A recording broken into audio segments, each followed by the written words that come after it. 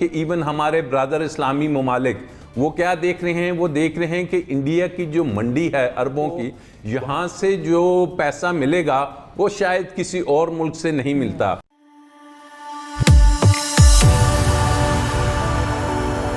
जय हिंद दोस्तों, मोदी देश में आपका स्वागत है। आज पाक मीडिया बाबरी मस्जिद केस में जो अदालत ने फैसला दिया है उसके बारे में बात कर रहा है। आपको पता होगा कि बाबरी मस्जिद केस में भारतीय अदालत ने 32 लोगों को बेगुनाह करार दिया है, तो उस पर ही पाक मीडिया आज बात कर रहा है। पाक मीडिया कह रहा है कि अदालत ने ये फैसला बीजेपी के दबाव में दिया है, जो एकदम झूठी बात है। और पाक मीडिया ये भी कह रहा है कि इस फैसले के ज़रिए पता चल गया कि भारत में अदालत भी बीजेपी के इशारों पे चलती है और पूरी दुनिया में भारत की जो अदालत है वो बेनकाब हो गई है। तो दोस्तों, ये वीडियो बहुत ही ज़्यादा मज़ेदार है, तो इसे आप पूरा ज़रूर देखिएगा। तो चलिए और इंतज़ार ना करके ये वीडियो देखते हैं। बीजेपी के सीनियर रहनुमा एल.के. एडवाणी समेत तमाम 32 के 32 मुल्जिमान को बरी कर दिया जाता है। अदालत ने अपने फैसले में कहा कि बाबरी मस्जिद का वाकया मनसूबाबंदी के तहत नहीं किया गया, इसलिए अदालती फैसले में वाकये की वीडियो को भी जाली करार दिया गया और यह भी कहा गया कि मुल्जिमान के खिलाफ कोई सबूत चूंकि मौजूद नहीं है, इसलिए इन 32 के 32 मुल्जिमान को अदालत रिहा करने का फैसला देती है या बरी कर देती है इस केस के हवाले से। ब्रिगेडियर साहब, thanks for joining us. Sir, इस सवाल की तरफ भी आऊंगी, साथ इस पॉइंट को ऐड करते हुए कि कल खबर आती है एमनेस्टी इंटरनेशनल के तमाम अकाउंट्स इंडिया में फ्रीज कर दिए जाते हैं। कल ये वाकया होता है, आज ये फैसला मंजर-ए-आम पर आ जाता है। इसके बाद भी दुनिया के सामने मोदी सरकार का चेहरा अभी भी बहुत कुशादा है, बड़ा सफ़ेद है, बड़ा साफ और शफाफ है। उसके बाद अब देखें तो वहाँ पे पार्टी जो वजूद में आई है वो आरएसएस है, वो वीएचपी है। उसने ये राइट्स तो दूर की बात है, उन्होंने एक कैंपेन चलाई थी कि बेटी बचाओ बहू लाओ।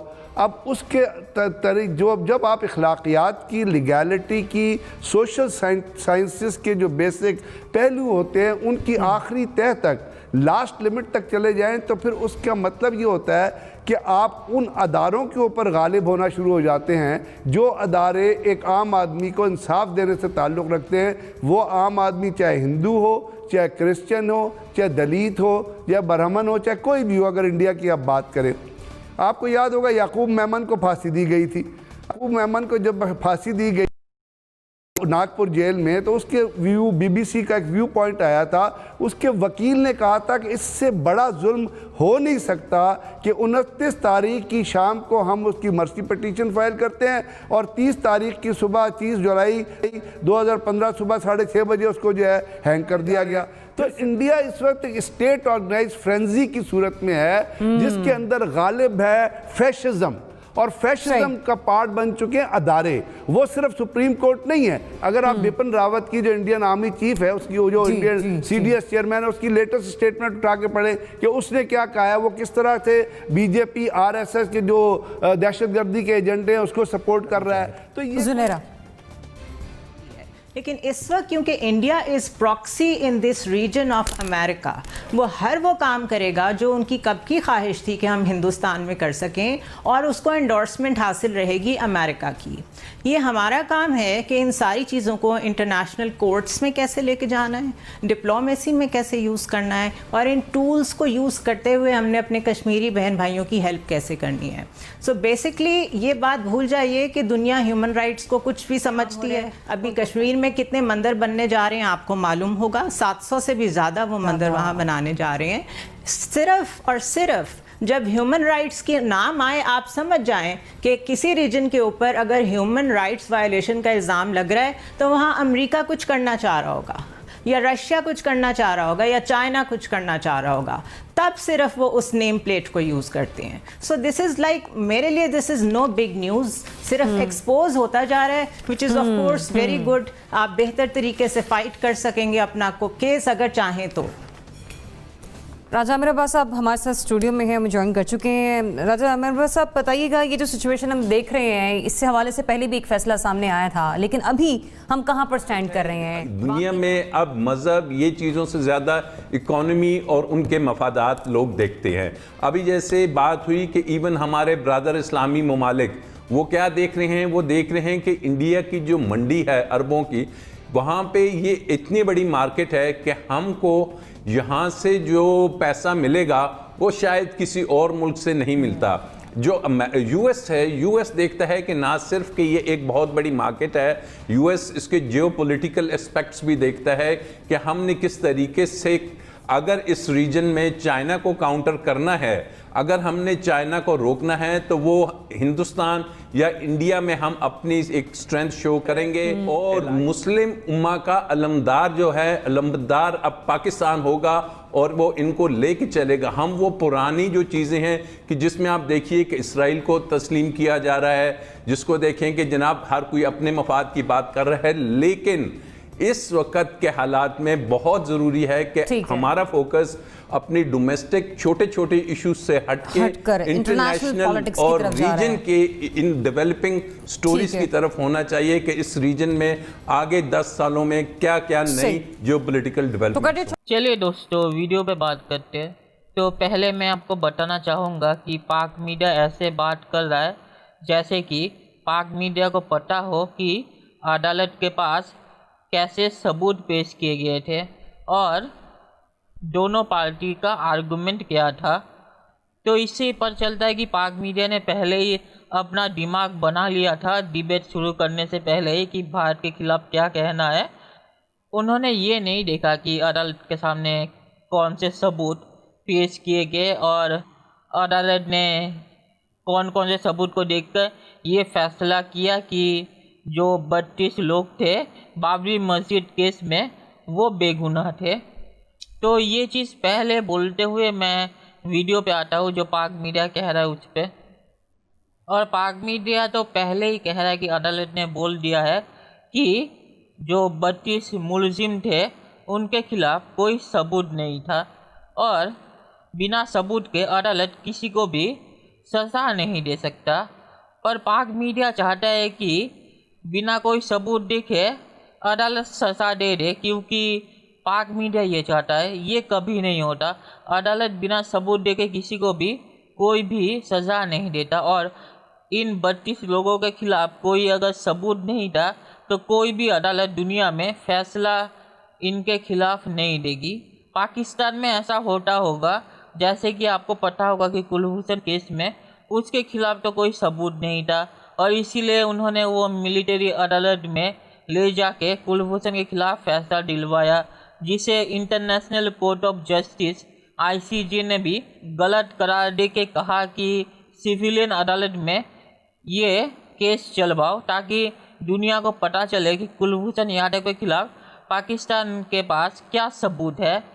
क्योंकि मिलिट्री अदालत में कुलभूषण के खिलाफ पाकिस्तान ने क्या सबूत पेश किया वो पाकिस्तान बताने को तैयार नहीं। तो इसीलिए अब कुलभूषण का केस पाकिस्तान सिविलियन अदालत में चला रहा है।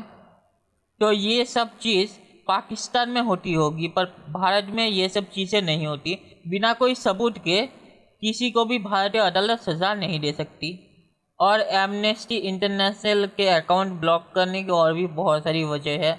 मोदी जी ने पहले भी कहा था कि एमनेस्टी इंटरनेशनल बाहर के देशों से पैसा लेता है जो इंडिया में इलीगल है।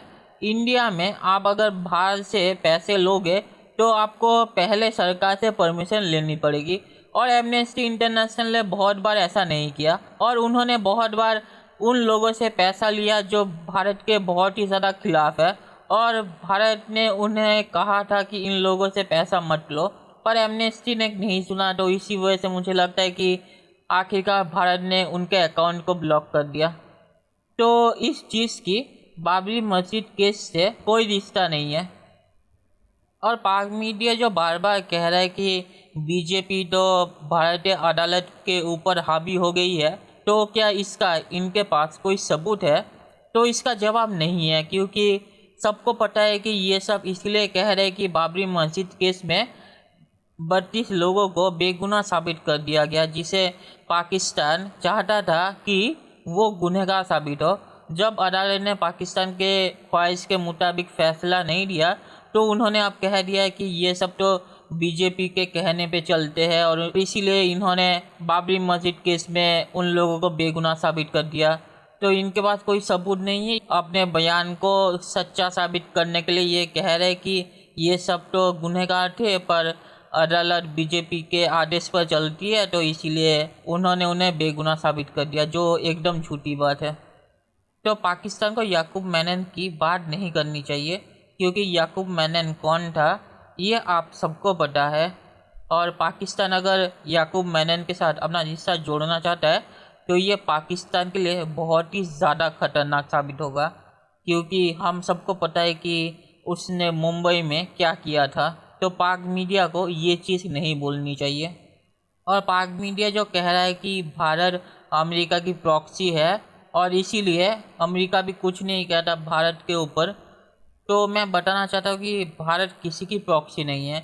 और यूनाइटेड नेशन के बयान में भी भारत ने ये बता दिया है चीन को कि भारत किसी के कहने पर नहीं चलता।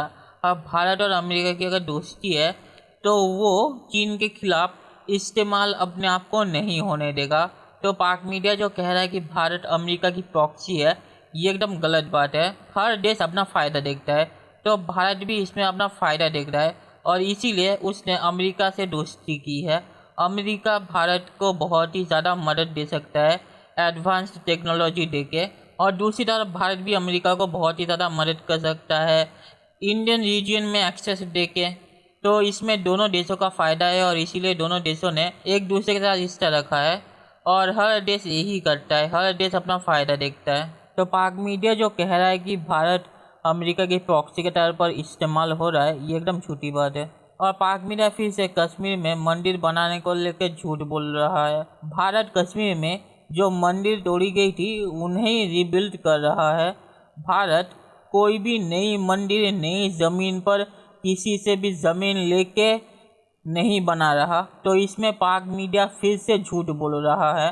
पाक मीडिया पहले भी इस चीज़ पर झूठ बोल चुका है, उसका वीडियो आपको मेरे चैनल पे मिल जाएगा। तो आखिर में पाकिस्तान जो कह रहा है कि पाकिस्तान को अब दुनिया का सबसे ताकतवर देश बन के आना पड़ेगा, तो ये कभी नहीं होगा, क्योंकि सऊदी अरेबिया ने पाकिस्तान का जो हाल किया है उसके बाद पाकिस्तान फिर से उठ पाएगा या नहीं मुझे पता नहीं। और पाकिस्तान तो सऊदी अरेबिया का सामना नहीं कर सकता, अमेरिका का सामना कैसे करेगा? अमेरिका तो पाकिस्तान को 2 सेकंड में अपनी असली औकात पे ले आएगा। तो इसमें पाकिस्तान सिर्फ सपने देख रहा है। तो चलिए देखते हैं कि फ्यूचर में क्या होता है। तो दोस्तों, ये वीडियो देखने के लिए बहुत बहुत शुक्रिया, और हमारे चैनल को सब्सक्राइब करना मत भूलिएगा। Thank you very much.